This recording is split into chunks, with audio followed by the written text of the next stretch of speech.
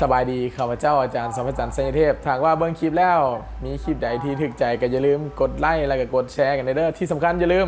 กดติดตามนี่เลยอยู่ปุ่มนี้เลยเนาะกดติดตามแล้วอย่าลืมกดปุ่มกระดิ่งกันเด้อเพื่อสิได้รับ